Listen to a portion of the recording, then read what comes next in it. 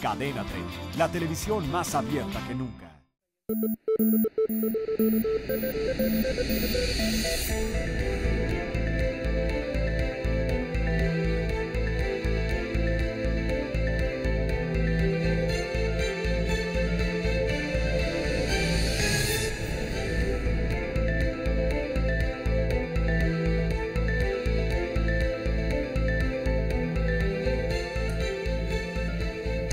Muy buenas noches, soy Pascal Beltrán del Río y esta es una emisión más de Círculo de Ideas. Esta noche me acompañan Francisco Sea. ¿Cómo estás, querido Pascal? Compañeros, buenas noches. ¿Qué tal? Buenas noches. Ángel Verdugo. Buenas noches, Pascal. Buenas noches a todos. Humberto Musacchio. Buenas noches. Humberto. José Luis Vargas. Hola a todos, qué gusto. Y José Buendía. Pascal, buenas noches, ¿cómo están?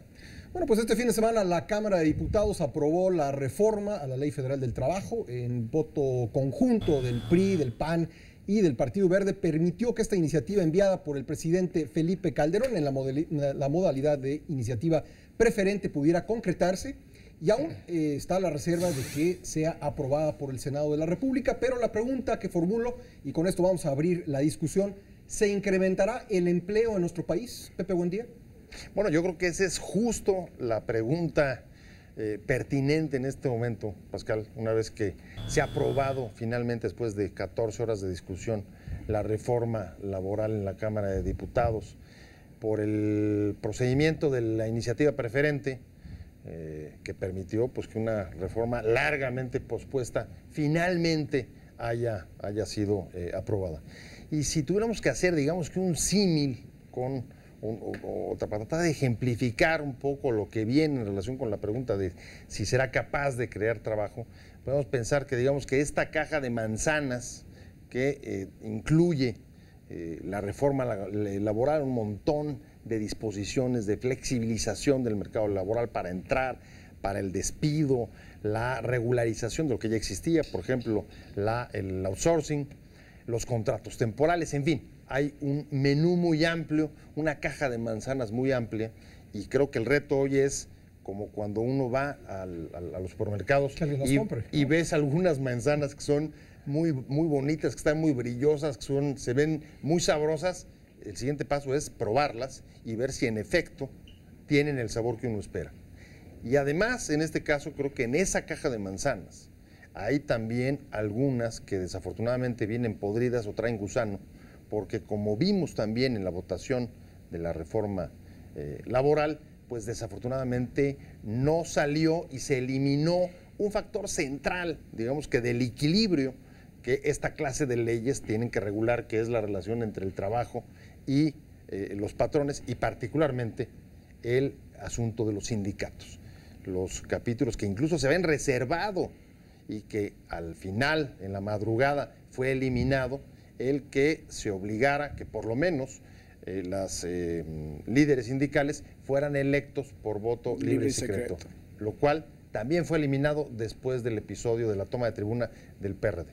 Entonces, ¿tu expectativa es, esto ayudará a generar empleos o es temprano para decirlo? Creo que siempre hemos tenido, Pascal, una cierta, digamos que sobreconfianza a veces en las leyes y en la capacidad que tienen de modificar la realidad, cuando creo que en buena medida lo que está haciendo esta legislación, sobre todo en los apartados de ingreso al mercado laboral y salida, es sobre todo, digamos que regularizar mucho de lo que ya existe, de lo que ya está ocurriendo en el mercado laboral mexicano. Ángel Verdugo. Respondiendo a tu pregunta de manera inmediata y directa, para no caer en la cuestión de la sidra el gaitero, que es lo que podríamos hacer con esas manzanas. Con gusanos. Yo creo que es una condición necesaria esta reforma, mas no suficiente. Yo creo que habrá que adosarle otros elementos, otras reformas, para que podamos entonces sí pensar en la posibilidad de crear los cientos de miles de empleos para jóvenes, para mujeres, que exige la composición demográfica del país.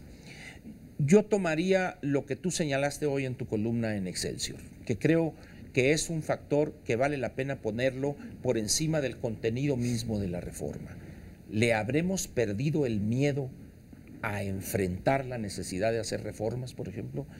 Yo creo que si bien no podríamos afirmar que le hemos perdido el miedo, pero sí probamos que se pueden hacer.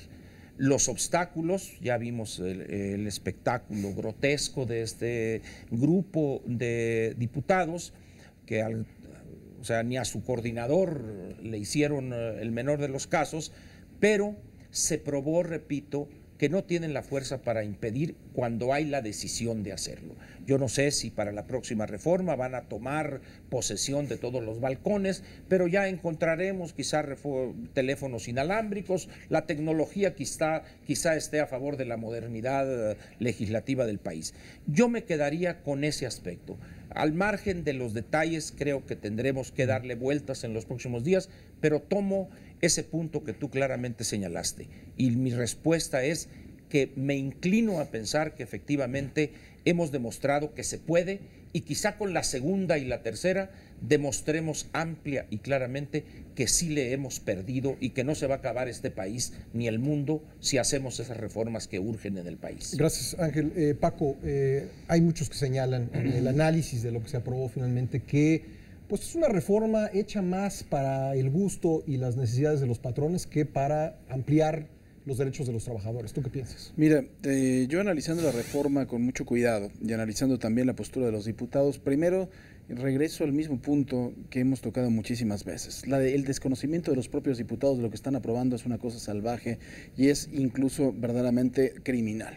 Me tocó entrevistar en esta semana finalmente por el asunto de la propia reforma a varios diputados, incluidos a Juan Bueno Torio. Y él me decía, no, es que sí aplica la reforma para los sindicatos de los trabajadores que dependen de empresas del Estado. Me quedé perplejo, ¿no? Finalmente no pasó nada, pero de todos modos me parece que su interpretación es una interpretación bastante mal. Yo no sé si sirva o no sirva esta reforma para la creación de empleos, creo que sí, a lo mejor le da cierta dinámica al mercado laboral, pero las cosas verdaderamente, y toda esta gente de verdad que se fueron a la tribuna y que la tomaron y que hicieron el ridículo, y el señor de la Universidad de Humanitas, como lo presentó Excelsior en su momento, que además de todo tiene una propensión de romper puertas cuando va pasando por ellas, de verdad creo que deberían de ir al fondo de las cosas. Yo no sé si hay algún trabajador que en este momento nos esté viendo que haya ido a litigar su despido injustificado y haya tratado de ejecutar el laudo de la Junta Federal de Conciliación y Arbitraje o de la Junta Local de Conciliación y Arbitraje, porque a lo mejor pueden decir que esta reforma puede ser al gusto de los trabajadores o puede ser al gusto de los patrones, pero alguien ha tocado todo lo demás. Ya se tocó también el propio, no solo es la Ley Federal del Trabajo, ¿no?, sino también hay un Código de Procedimientos en materia laboral, es como si fuera el Código de Procedimientos Civiles, que es finalmente toda la forma de litigar en materia laboral. Algún trabajador que haya tenido la experiencia de haber sido despedido y que quiera irle a cobrar el laudo al patrón, eso no es de ahorita, ni es de la reforma de ahorita, ni la hace de 40 años. Esto es verdaderamente, eso sí es el verdadero atraco a los trabajadores. Y ninguno de estos señores que estuvieron ahí en la tribuna verdaderamente se puso a defender ese punto. Hombre, vamos con la transparencia sindical, vamos, pero vamos también a proteger a los trabajadores cuando quieren ejecutar un laudo en contra de un patrón, del patrón que ya puso todos los bienes a nombre de otra persona para que no se los ejecuten a él. Ese es el verdadero punto, ¿eh? Podemos tener la mejor legislación laboral en el mundo y podemos tener la legislación que pueda permitir también esta dinámica en el mercado laboral y que se pueda permitir muchas contrataciones y a lo mejor la terminación muy rápida y muy sencilla de la relación laboral. Pero yo nada más pregunto, ¿alguno de ellos se ha visto involucrado en un litigio en la Junta Federal o en la Junta Local de Conciliación y Arbitraje? ¿Ha tratado de litigar ahí? Y sobre todo a lo mejor gana, después de 5 años, ¿eh? Por eso también tuvieron que reducir los salarios caídos, que eso también finalmente reduce los montos a 12 meses. Pero cuando has tratado de ejecutar ese laudo, en eso se dieron cuenta, alguien luchó por eso, el señor Martí Batres, que se subió ahí para decir una serie de tonterías de los derechos humanos y estuvo mezclando una serie de cosas verdaderamente tremendas. ¿Ha dicho algo diferente a tonterías en su vida, Martí Batres? No tengo idea, maestro Verdugo, idea. Pero finalmente lo que yo escuché es, si quieres defender al trabajador, creo que hay muchas formas de defenderlo. Y una de las formas más importantes, Pascal, justicia laboral, es eso, la justicia laboral. ¿No? O sea, puedes tener la mejor legislación, que los contrates rápido y los despidas rápido. De verdad estamos yendo a nimiedades. Cuando verdaderamente quieres aplicar el derecho laboral, resolver los litigios, ahí está verdaderamente el quid del asunto. Y eso no es ni de ahorita ni de después. O sea, yo nada más le pregunto a algún trabajador que haya podido de forma eficiente ejecutar un laudo de la Junta Federal de Conciliación y Arbitraje en menos de un año. Y sin las chicanas, que eso sí permite, el Código de Procedimientos en materia laboral, que son unas chicanas, ese sí es el verdadero atentado en contra de los trabajadores de este país. Y no escuché a uno de ningún partido que haya ido en contra de eso. Otro déficit, así es. Humberto Musacchio. Vuelvo al ejemplo de la caja de manzanas. Ahora lo que vamos a tener es una caja de pedazos de manzanas, porque la bolsa de empleos es la misma. El empleo no sube porque se modifique la ley, quiero decir, no va a haber más creación de plazas en los términos que ahora conocemos, sino que van a dividir las pocas que hay, esas plazas mal pagadas, churreras, dice un amigo mío, para abaratar las mercancías. Un insumo más barato pues permitirá competir mejor. Ya están compitiendo con China los productos mexicanos en el mercado estadounidense, pero el asunto es que todo trabajador tendrá ahora que ver a qué virgen se encomienda para que no lo corran. Lo van a correr no diré con la mano en la cintura porque sería un gesto prepotente, pero lo van a correr. Están privando de derechos a los trabajadores. Si se van a la huelga, no les van a pagar salarios caídos más allá de un año. Si el patrón se empeña en que la huelga dure 5 o 6 años o más, como hay muchas huelgas en México que se han prolongado por decenas de años, que se olviden los trabajadores de eso.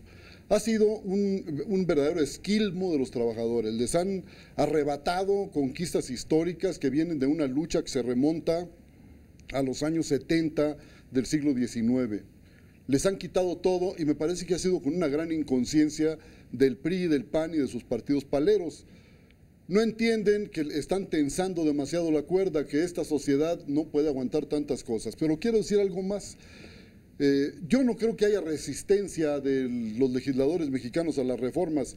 Si hay algo que haya sido infinitamente reformado es la Constitución mexicana. Esa van y vienen legislaturas y todos le ponen parches. Me parece que no hay ninguna resistencia a las reformas. Lo que hay es resistencia a reconocer el derecho de los trabajadores. Y lo que han hecho es efectivamente llevar a la ley lo que ya estaba en la práctica de manera ilegal o paralegal por lo menos, como el outsourcing, los despidos a patadas, porque ¿cómo le podemos llamar esta manera brutal de despedir trabajadores sin ningún derecho?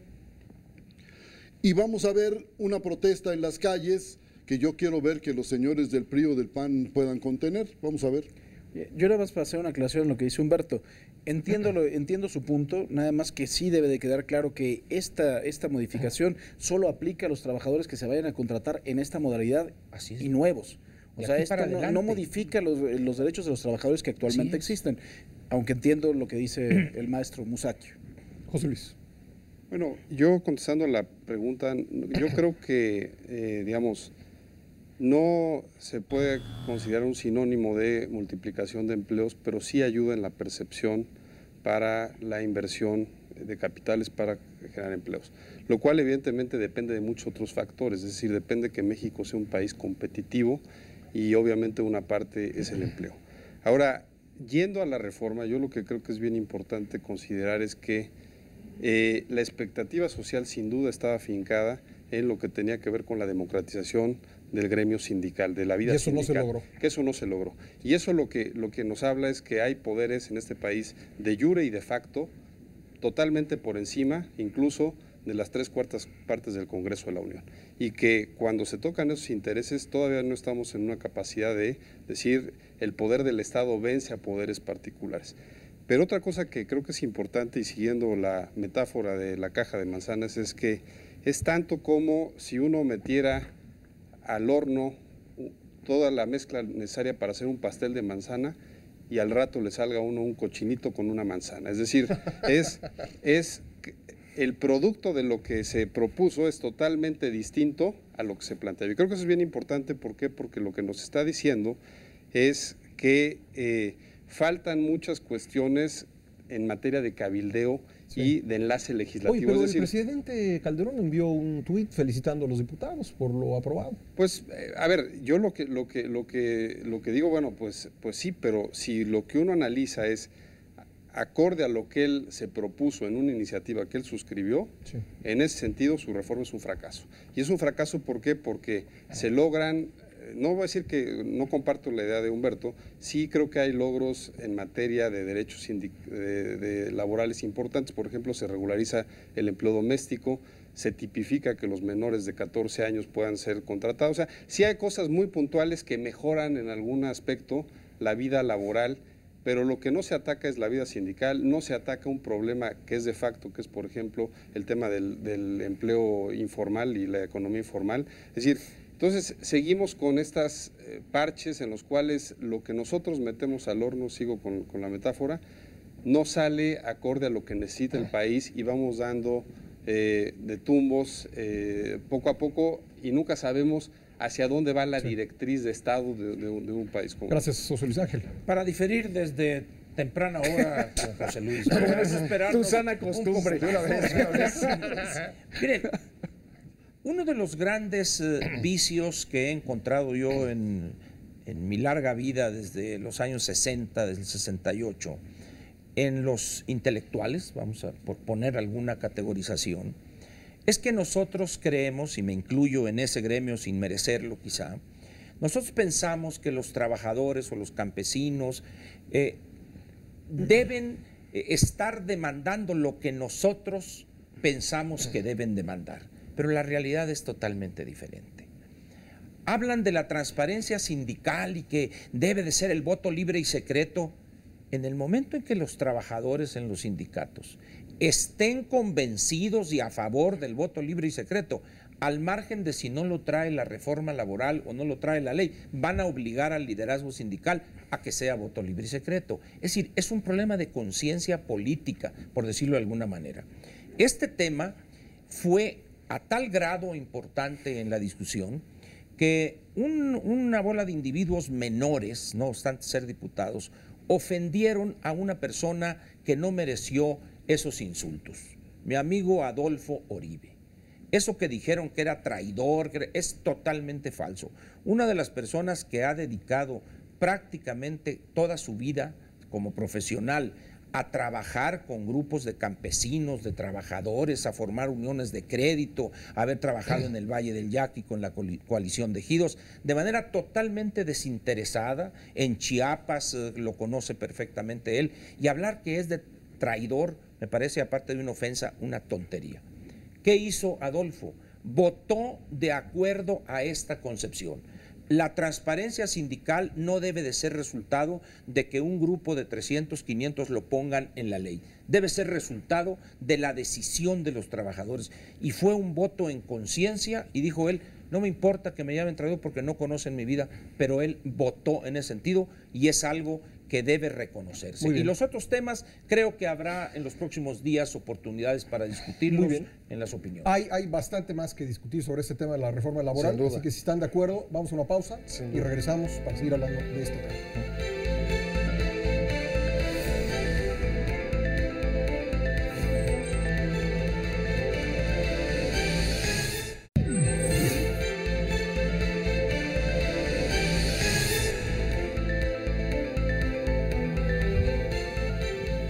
Regresamos a Círculo de Ideas, estamos hablando de la reforma laboral. Paco Sea. Oye, aquí se había hablado y también me parece con algo de ingenuidad cuando se dijo que esta era una reforma laboral propuesta por el presidente Calderón. A mí me queda claro que hay que empezar a matizar porque el presidente Calderón está ahorita siendo despedido por los F5 y está en el corto, largo y ya está cerrando la cortina, y me queda bastante claro que esta no es la reforma laboral del presidente Calderón. O sea, me queda claro que esta reforma por lo menos fue en gran parte acompañada por el presidente electo Enrique Peña. Entonces, habrá también que ver que los resultados tienen mucho que ver con la operación política de Peña, tiene que ver con la operación política de su equipo y con los intereses del nuevo gobierno que se va a establecer en la República. Entonces, eso de reforma laboral del presidente Calderón me parece que hay que tomarlo con muchos matices. En el asunto de la libertad sindical, yo no quiero que me acusen de no haber dado un paso fuera de la banqueta para como hace rato fuiste acusado para convencer a los trabajadores. Yo no sería además de todo estúpido y una tontería decir que sí lo he hecho, pero sí me quedan muchas dudas al respecto, y las dudas tienen que ver con que, y a lo mejor no estoy muy de acuerdo con Ángel en este punto, o sea, yo no sé si realmente los trabajadores podrán decidir en sus asambleas si quieren esta libertad o si quieren un voto libre y secreto, porque sí me parece que hay unas cuestiones muy importantes, no, o a menos de que de verdad tengamos unos líderes en este país maravillosos, un señor que lleva 36 años de líder de los telefonistas, un señor que lleva 40 años de líder de los trabajadores de la industria del plástico, etcétera, etcétera, ¿no? La realidad es que o tenemos muy buenos líderes o han hecho grandes campañas o el asunto de la libertad sindical aquí es muy difícil de observar y además de todo, yo lo digo, no tengo una gran idea de cómo se puede manejar esto, pero me da la impresión desde fuera que mucha libertad sindical no hay y que verdaderamente gran parte de las prebendas que puede tener un trabajador dependen de la votación y del sentido de su voto. Entonces, no sé, me parece, y yo no hablo del señor Uribe ni mucho menos, ¿no? Y creo que además de todo cada quien en la experiencia que tiene puede votar en conciencia y para eso se ganó el puesto, punto final, ¿no? Puede votar como se le dé la regalada gana y acusarlo de traidor me parece también una poca vergüenza entre muchas cosas, pero creo que sí tenemos que ir avanzando. O sea, yo como abogado y a lo mejor José Luis no somos especialistas en el derecho en materia laboral, pero yo me pongo, cada vez que hacen una de estas reformas grandilocuentes y hermosas y preciosas y que todos votan y todos discuten, digo, ¿alguno de estos habrá algún día tratado de aplicar la legislación que están pasando en la realidad? Y creo que no va a haber un gran cambio, esa es la realidad. O sea, creo que lo que se aplicó, lo que se aprobó el día de hoy no va a ser un gran cambio porque además de todo, si bien es cierto que el derecho tiene que regular la realidad y lo que está sucediendo, pues bueno, ya es una realidad que venía sucediendo desde hace no un año, ni dos, ni cuatro, sino hace muchísimo tiempo y no había de verdad, y no ha habido ni siquiera, hay que acordarnos, no ha habido una decisión de la autoridad de acompañar los cambios. Hay que acordarnos que finalmente para que una ley se pueda aplicar, necesita la acción de la Secretaría del Trabajo y Previsión Social, que cuando la vemos que pase, ¿no? Digo, ahí tenemos todos los hechos en las minas que hay en el norte de la República, que pasan y pasan, ellos tienen grandes inspecciones y jamás yo creo que ahí va a ser claro si vuelve a ocurrir un accidente en un pocito donde ya está prohibido el trabajo, entonces creo que va a haber razón de cuestionarlo, ¿no? Yo estoy de acuerdo, pero la realidad es que el Estado tiene que tener la voluntad de aplicar la ley. Y hoy en día lo que no he visto es la voluntad de aplicar la ley, ni de la ley anterior, ni de la nueva. Bien, lo estaban diciendo ustedes, el outsourcing viene siendo una práctica ilegal hasta el día de hoy, porque todavía la ley no ha sido aprobada, nada más se aprobó en la Cámara de Diputados. ¿Y quién ha castigado el outsourcing? ¿Cuándo ha habido verdaderamente una decisión de la Secretaría del Trabajo y Previsión Social al respecto? Que pueda ser totalmente inadecuado, porque es una realidad y finalmente esto ha sido muy funcional para algunas empresas, incluso para empresas del propio gobierno. Pero si la ley laboral que acaban de aprobar, la Asamblea Legislativa, de la Asamblea Legislativa, si finalmente va a ser lo mismo, pueden haber pasado y aprobado lo que quieran, que no va a haber un cambio ni para bien ni para mal. Pepe, buen día. Bueno, yo creo que traemos dos temas en la mesa, ¿no? Uno es este de hasta dónde la flexibilidad laboral puede lograr generar más empleos, productividad y competitividad en el país. Y el otro tema, que es el que yo quiero retomar, que lo mencionaba Ángel hace un momento, es, en efecto, el significado de esta reforma para la democracia sindical, el impulso reformista en el país y el impacto que tiene sobre los actores, que también me parece que es una dimensión interesante de lo que se produjo con la aprobación de esta ley, que en efecto llevamos muchos años en las que muchas de las reformas o no salían o salían muy limitadas y descafeinadas, para utilizar la frase común. Digamos una primera radiografía. Beltrones dice, aquí se ha demostrado que volvimos y podemos recuperar la capacidad de construir mayorías para sacar una reforma de esta envergadura. La reforma salió por el PAN, PRI y Verde. PANAL. Se abstuvo el PANAL. El PANAL se abstuvo. 10 abstenciones. 10 abstenciones. Los 10 se abstuvieron. En cualquier caso, en una hipocresía hay una impresionante, alianza PAN-PRI PAN y PRI, claro, que logran sacar adelante la reforma.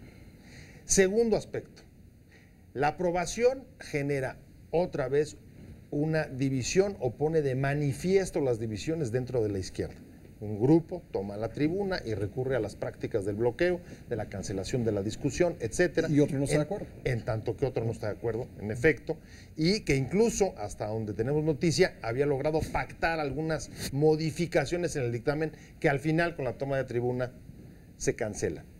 Pero sí deja claramente la perspectiva de que en esta legislatura tengamos, digamos que una izquierda dividida con prácticas distintas y que pueda incluso votar distinto con uno u otro partido y en función de los méritos de cada propuesta. Tercero elemento, ¿cómo afecta esto, por ejemplo, al impulso reformista que ha anunciado Peña Nieto?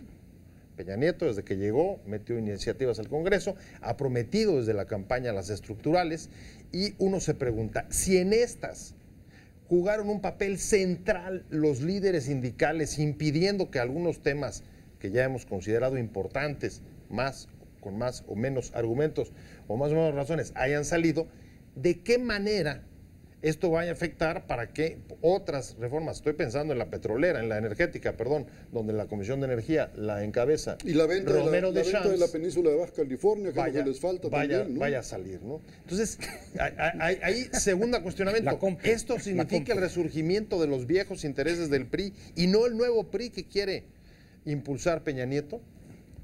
José Luis. Bueno, yo creo que si, como dice Paco, esta no es la reforma de Calderón, sino es la reforma del PRI detrás de esto, pues la verdad es que es preocupante porque nos deja ver cómo viene el PRI. Es decir, el establishment no se mueve y los líderes sindicales siguen siendo quien controla el país y así será en lo sucesivo con distintos ámbitos del poder público. Y entonces eso, para empezar, pone en cuestionamiento al nuevo PRI. Ahora bien, regresando al tema sindical, yo creo que no es nimiedad y no comparto con Ángel Verdugo el tema de, digamos, pensar como si estuviéramos en Suecia y como si el líder sindical estuviera exactamente en igualdad de proporción que los trabajadores y los trabajadores tuvieran la potestad de removerlo y de retirarlo de su liderazgo y poner a quien ellos se les... O sea, tú dices que no va a tener un efecto. No, y a lo que voy es en el tema que en la reforma se aprueba de que la posibilidad de una democratización de la vida sindical depende de las asambleas generales, eso es totalmente una burla para el trabajador. ¿Por qué? Porque los trabajadores no tienen el control de esas asambleas, la tienen los líderes sindicales que coinciden con el mismo líder mayor sindical y donde se reparten las riquezas y las cuotas sindicales y donde obviamente el trabajador tiene una necesidad antes que nada de preservar su trabajo por más que no esté de acuerdo con cómo se rige la vida de una aportación extraordinaria que él tiene que dar de su salario. Ángel. Yo no sé en qué año estén viviendo ustedes. Ahorita están planteando la demanda, la transparencia sindical y la democracia sindical. Si esta discusión la hubiéramos tenido en los años 50, tendría validez. Pero hoy en el mundo, y prácticamente es un movimiento registrado, advertido en países grandes, chicos, atrasados, avanzados, la caída, ya lo mencionó y lo aceptó Humberto hace 1 o 2 programas, la caída del sindicalismo como instrumento para tener ventajas los trabajadores. Los sindicatos junto con los partidos políticos como institución van en caída libre. Y las iglesias. Y las iglesias. Entonces, venir ahorita a decir es fundamental la democratización del sindicato por los trabajadores. Vayan ustedes a lugares, a fábricas de 100, 150 empleados o trabajadores y pregúntenles ustedes al trabajador qué piensa, si le interesa. Para él, el sindicato es un mal necesario y en su cheque ni se fija, oye, ¿cuánto te quitan de cuota sindical? El trabajador ignora eso. ¿Por qué? Porque el sindicato no es actor ya, no estamos en las épocas aguerridas de los años 30, los años 40. Es decir, repito, los sindicatos como organización social, no voy a decir que van de salida, pero tienen un papel muy, pero muy menor que jugar en el movimiento obrero o en la incorporación. Entonces, en ese sentido, repito, me parece que esa demanda más bien es de ustedes, la democratización de los sindicatos. A los trabajadores les vale. En términos prácticos, vayan ustedes a una industria maquiladora, vayan a una... Y la gente le vale, vayan aquí con el compañero de los 36 años, que se acaba la pintura para el pelo de negro, este señor Hernández Juárez, que se acaba el Miss Clayror, este señor... Pero nomás se pone la barba. Nomás la barba, ¿no? El otro sí. ¿Cuánto lleva Hernández Juárez? 36 años. Armando Neira lleva 27 o 23. Romero de Champs 17. Es el más joven. La maestra 20 y pico, ¿cómo es? La maestra, como vitalicia, lleva, bueno, ya el 89, 23, una cosa así, ¿verdad? Pero todavía queda, Paco, acepta eso, ¿no? Entonces, yo creo que estamos, repito, ante una situación donde son nuestras filias y fobias político-ideológicas y queremos o creemos que los trabajadores están ávidos de que estos intelectuales lleguen. Bueno, en la época de Lenin, es cierto, los intelectuales revolucionarios iban a llevar la chispa de la revolución, pero eso pasó hace 100 años. El mundo ha cambiado, los trabajadores quieren ganar dinero, quieren ser clase medieros, ya no están pensando en vamos a sacar el líder. Pero respeto su punto de vista profundamente. Gracias. Humberto Mosario. Una cita de un clásico de Ángel. Lenin se oponía al voto secreto en los sindicatos, porque decía que esa era una manera de manipulación de la burguesía. Claro, era más fácil de manipular a los trabajadores, que había que ser abierto y que los trabajadores debían juzgar un voto contra sus intereses. Pero bueno, hay otro punto que a mí me interesa mucho precisar, y es que con reforma o sin reforma laboral, la inversión privada sube y baja. En el mismo sexenio de Felipe Calderón, bajó la inversión en un año de manera brutal y salieron cientos de miles de trabajadores del Seguro Social, y al año siguiente hubo otra vez inversión y volvió a subir en el contexto de la recesión, ¿no? La afiliación. Quiero decir, no se requería esta reforma laboral para que o al menos no con ese fin, no con ese objetivo, vamos a ponerlo así. Y por último, lo de los sindicatos. Esto de que a los trabajadores no les importa el sindicato, hay que preguntárselo, por ejemplo, a los trabajadores de Pemex. Estoy pensando en el otro tipo de sindicatos. Si un trabajador de no Pemex en esos, Humberto, no pierde una falange en su trabajo, tiene al sindicato para defenderlo, y porque una razón de que el charrismo tenga poder es que le arregla asuntos a los trabajadores, no está pintado, no nada más está para robar y para golpear trabajadores, también les arregla algunas cosas. Y eso deja una lección, y es que finalmente la fuerza colectiva de los trabajadores invariablemente va a ser más fuerte que la individual. Estoy por los sindicatos, mi querido Ángel. Pero eres joven, puedes cambiar todavía, puedes madurar, eres joven todavía. Oye, todo esto, ¿quién es el que decía que los sindicatos no estaba el voto secreto bien? Lenin. Es el que le tienen que andar cuidando las estatuas para que no se las... Efectivamente, así es. Bueno, entonces eso ya habla por él mismo, ¿no? Por sus ideas. Pero eso en primer lugar. Lo que dice Ángel en un principio tiene mucha razón. O sea, hay que tomar en cuenta que los trabajadores privados en este país, el 90% están en pymes, en pequeñas y medianas empresas, por lo cual los sindicatos es una cosa que es un poco importante.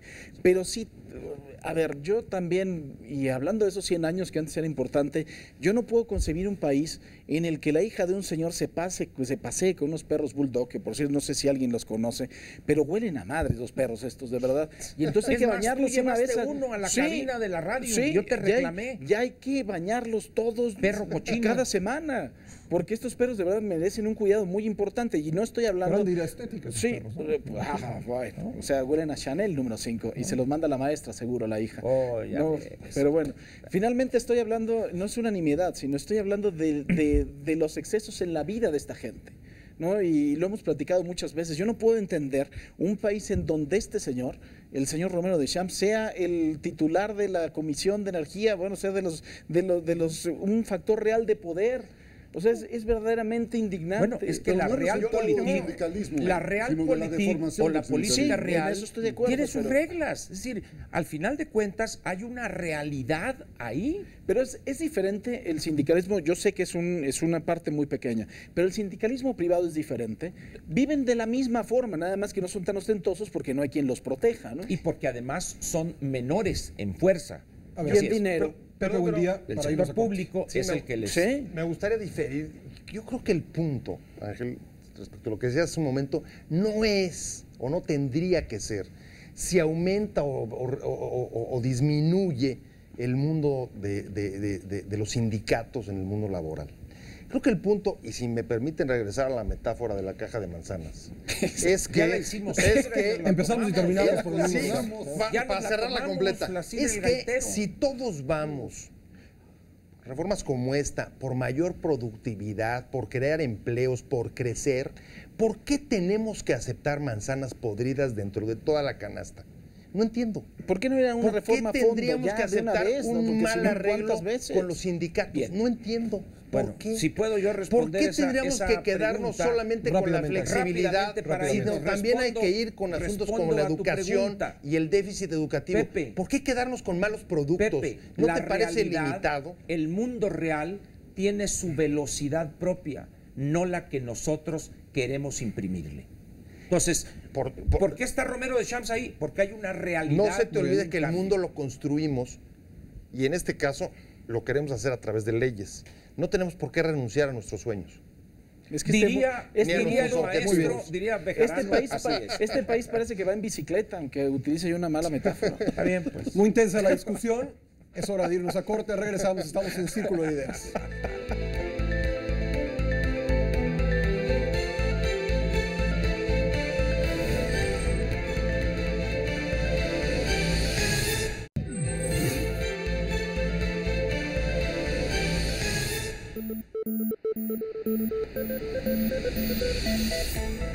Regresamos a Círculo de Ideas y bueno, esta semana el INEGI dio a conocer su encuesta nacional de victimización y percepción de la seguridad pública 2012 y destacan algunos datos muy interesantes, entre ellos que el año pasado 18 millones de mexicanos sufrieron algún tipo de delito y también que 9 de cada 10 delitos en este país, tanto del Foro Común como federales, no fueron denunciados. José Luis, ¿cómo viste la encuesta? Bueno, la encuesta refleja una realidad y es que en este país la gente no confía en el Ministerio Público ni federal ni local y que el Ministerio Público en general tiene un descrédito total. ¿Por qué? Porque no hace su labor funcional y constitucional que tiene asignada, que es defender los intereses de la sociedad cuando son afectados por, en fin, por algún delincuente o presunto delincuente, diría don Ángel. Así es. Pero yo aquí lo que creo es que lo que tenemos que reflexionar, sin duda, déjenme decir una cosa, es muy disparejo. Yo tuve la oportunidad de participar en la Conferencia Nacional de Procuradores durante casi 2 años y es muy disparejo porque sí existen estados donde sí tienen de veras procuradurías. ¿Cómo cuáles dirías? Pues, por ejemplo, Campeche, de las que recuerdo, sí. Nuevo León, es decir, gente sí va a denunciar. y casualmente muchas están asociadas con aquellas que han implementado el nuevo esquema oral acusatorio penal. Hay una mayor eficiencia y hay una dinamismo y una voluntad de modernización. Sin embargo, yo me remitiría pues básicamente al Ministerio Público Federal. O sea, creo que si hay algún fracaso en este sexenio se puede llamar la Procuraduría General de la República. Creo que hemos visto todos cuestiones como la supuesta detención de Jorge Canrón en flagrancia, en pijama en su casa dormido a las 3 de la mañana, como la participación en el montaje de la detención de Florán Cassés, donde el Ministerio Público participa. Y bueno, así como esos ejemplos, creo que hay muchos donde cual se demuestra que la Procuraduría a nivel federal pues tiene todavía mucho que desear y que eso nos lleva creo que a una discusión fundamental que es si verdaderamente el próximo gobierno le va a apostar a la independencia y la autonomía del Ministerio Público Federal, que para mi juicio es fundamental para que el Procurador General de la República, en su calidad de abogado de la Nación, no tenga ataduras ni siquiera con el Ejecutivo Federal. Paco C. Aquí hay cosas importantes. Dentro de esta encuesta también y de los delitos que se denuncian, hay que hacer varias distinciones. Primero, regularmente los delitos que son denunciados, hay algunos que se tienen que denunciar por oficio, como son los homicidios, lo cual empieza a inflar la cifra, y todos los demás delitos en los que se implica un trámite ante un asegurador, como estoy hablando del robo de celulares y el robo de automóviles, sobre todo el de celulares que se ha vuelto también muy popular, ¿no? Pero el de automóviles también, y eso empieza a inflar la cifra. Pero esta cifra que es demoledora, o sea que en un país 9 de cada 10 no denuncian un delito que sufran en su persona, hay que acordarnos de este estudio, que además de todo ha sido también refrendado por las propias autoridades, de que de los delitos denunciados, solamente el 1.8% alcanzan en una sentencia sentencia condenatoria. Entonces, si tú concatenas estas dos cifras, el asunto es... La gente dice, ¿para qué? ¿No? Y es impresionante. O sea, estás hablando de una impunidad salvaje la que se está viviendo en este país. Estoy muy de acuerdo también con lo que dice José Luis. Tiene mucho que ver con la ineficiencia del Ministerio Público, con la falta de preparación, con la falta también de profesionalización del mismo Ministerio Público, del auxiliar del Ministerio Público, que son los policías judiciales o los policías ministeriales, o como les quieras llamar, que todavía su técnica de investigación es muy acuciosa y se basa en el Tehuacán y en el Chile Piquín. Científica por los cientos de golpes que les dan. Estoy de acuerdo. Científica. Sí, se basa en los golpes, en el Tehuacán y en el Chile Piquín, de ahí se empiezan a construir verdaderamente, ¿no? Y verdaderamente es muy grave lo que se está viviendo, ¿no? Porque eso habla de impunidad y nos explica además de todo la situación que estamos viviendo en materia de seguridad en todo el país. O sea, tú no puedes verdaderamente querer abatir la inseguridad cuando un delincuente tiene muchas más posibilidades de salir a la calle, de ganar, ¿no? de asaltarte, de robarte, de irse a su casa y de no tener ningún tipo de consecuencia, que las posibilidades que tienes tú de salir a la calle y de que alguien te asalte. O sea, es impresionante. Entonces, digo, ahora lo que dice José Luis de la señora Cassés y del señor Hank, ahí nos queda perfectamente claro la incompetencia, ¿no? Porque me parece que los dos, si conocemos los casos, tanto el señor Hank como la señora Cassés, pues bueno, lo que hizo la Procuraduría fue actuar de forma muy... pues poco inteligente y además de todo muy poco profesional, pero que los dos señores, o la señora y el señor, están verdaderamente como para meterlos al moloya, pues sí, nada más que hay una ley, hay una constitución y hay derechos humanos que hay que respetar, ¿no? A ver, Humberto Musacchio te mira con una mirada No, increíble. yo lo que estoy pensando es que efectivamente tenemos un ministerio público, una policía o muchas policías igualmente ineficientes, una judicatura que deja mucho que desear. Pero bueno, la judicatura y la policía y la fiscalía o ministerio público pues son instituciones indispensables en cualquier sociedad. Y yo lo que me preguntaría es qué vamos a hacer para tener instituciones de ese carácter que verdaderamente sirvan, que empiecen a cambiar. Yo no veo que se dé un solo paso para cambiar en serio estas instituciones. Quizá aquí los compañeros abogados sepan más y nos lo puedan decir. Yo sí necesito que me orienten. Luces. Pepe, Sí. La verdad es que el porcentaje de no denuncia que trae la encuesta de victimización no me sorprende tanto, está más o menos Era conocido, dentro más o del menos. promedio de lo conocido, pero hay dos datos que sí me llaman poderosamente la atención. Uno de ellos es el costo de la inseguridad, 1.53% del PIB. Si Y se quedaron cortos. Si ¿eh? el crecimiento fue en 2011 cercano o en torno al 5%, resulta que cerca del 20% de la producción la estaríamos perdiendo en el costo de inseguridad.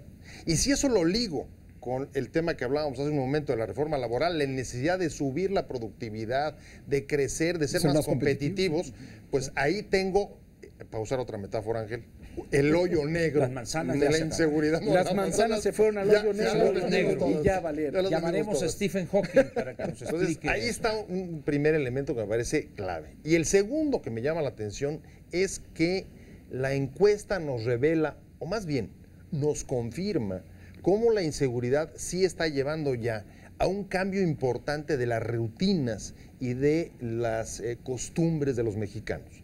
Ya no salir en las noches igual que antes, no deja salir a los hijos por las menores de edad, no transitar, por supuesto, ciertas carreteras. Y la desconfianza en general, ¿no? Absoluta. ¿No? Y eso tiene una incidencia sobre la convivencia, sobre la producción. Que esa no se puede Regresamos medir, al ¿no? tema.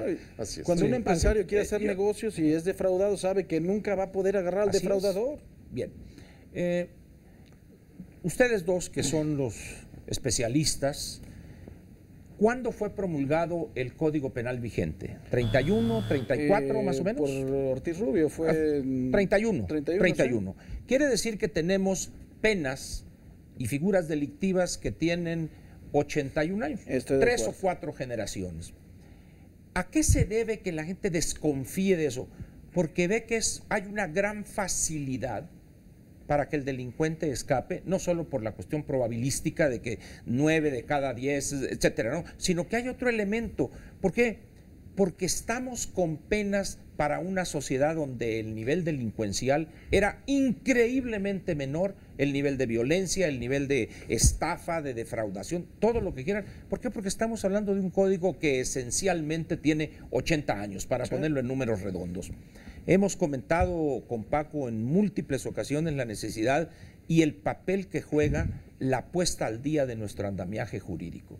Y en todo esto que mencionan, no aquí sino los especialistas, es que la encuesta dice esto y 9 de cada 10, etcétera, etcétera, pero nadie ha propuesto, vamos a actualizar nuestro Código Penal para que responda a la criminalidad.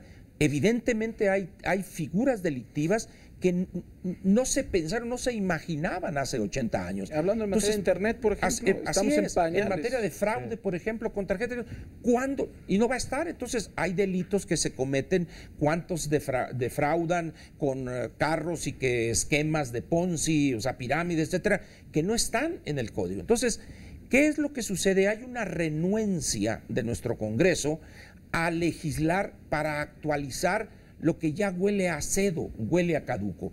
Y esto es otra muestra, y si nos vamos al problema agrario, tenemos una ley agraria, no obstante la reforma de Salinas, que trae todavía vigentes decisiones que emanan desde fines del siglo XIX. A ver, pero decía Pepe al principio que a veces sobrevaloramos lo que pueden lograr las reformas legales. Yo creo que al final de cuentas, y específicamente en esta materia de combatir el delito, la ley es el instrumento primigenio. Pero a ver, Ángel, ahí hay un ejemplo, perdón, ahí hay un ejemplo clarísimo. Uno de los mayores reformas que se produjo en el sexenio de Calderón fue justamente la reforma penal a la que hacía alusión. Pero ¿qué figuras delictivas? Perdón, déjame, sí, independientemente de las figuras delictivas, el argumento es el siguiente. Es una de las reformas de mayor calado que hemos tenido a la justicia del país. Y ha habido también esfuerzos por actualizar los códigos penales en los estados. Pero el punto es que no solamente se trata de leyes. ¿Qué es lo que ha faltado a esa reforma penal para su implementación?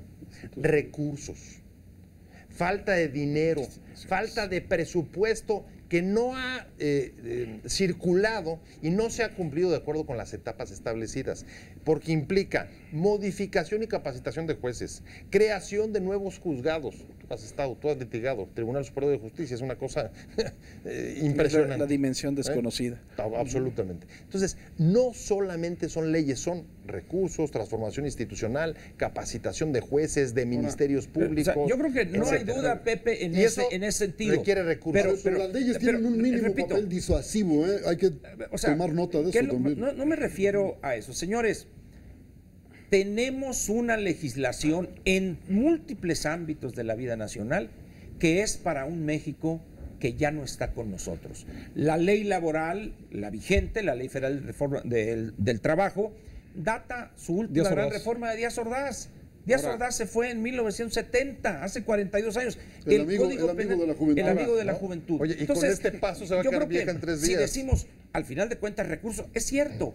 Vamos a suponer que le des todos los recursos del mundo, pero van a estar con una ley que tiene 80 años. José Luis. Pero, a ver, volviendo a lo que mencionaba Pascal, podemos tener, si queremos, leyes escandinavas, pero lo que es cierto es que la justicia funciona en el momento en que el ciudadano activa el botón de la justicia y ese botón lo activa en el momento en que confía en los operadores de la justicia. Y lo que dice Humberto, disuasión. Por eso, y lo que es cierto es que los operadores de la justicia actual no tienen, desde mi punto de vista, la credibilidad, no generan el respeto, no generan la confianza que exige un fiscal, que es quien se procura la investigación de saber si hubo un delito, de proteger a la sociedad. ¿Por qué? Porque los vemos y en el momento en que llegamos nos da miedo nada más la sola presencia del personaje. Si nos van a pedir dinero, voy a salir extorsionado. Y entonces la gente lo ve como un trámite costoso que prefiere evitarlo.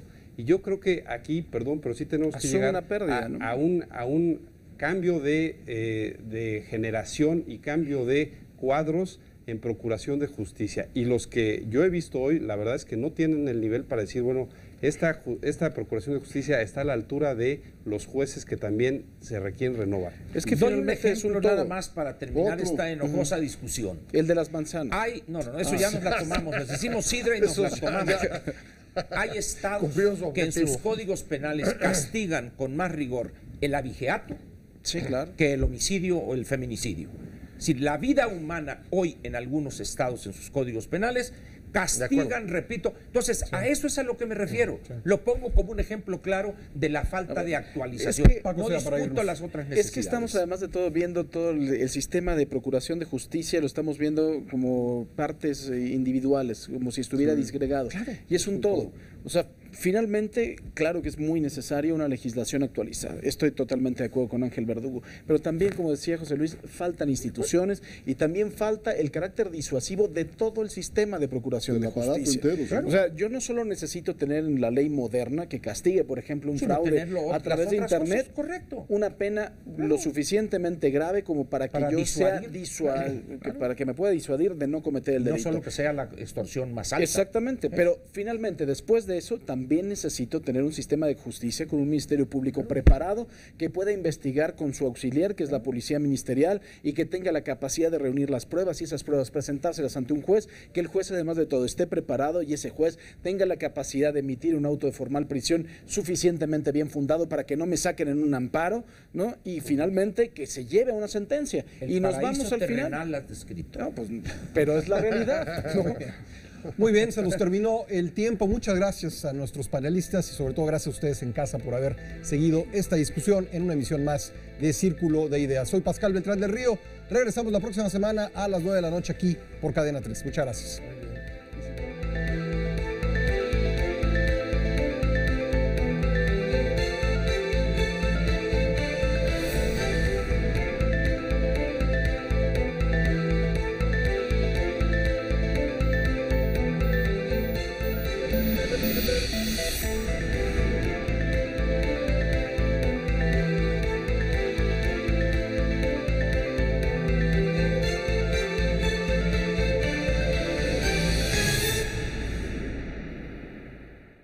Entérate de los últimos acontecimientos de México y el mundo en Cadena 3 Noticias.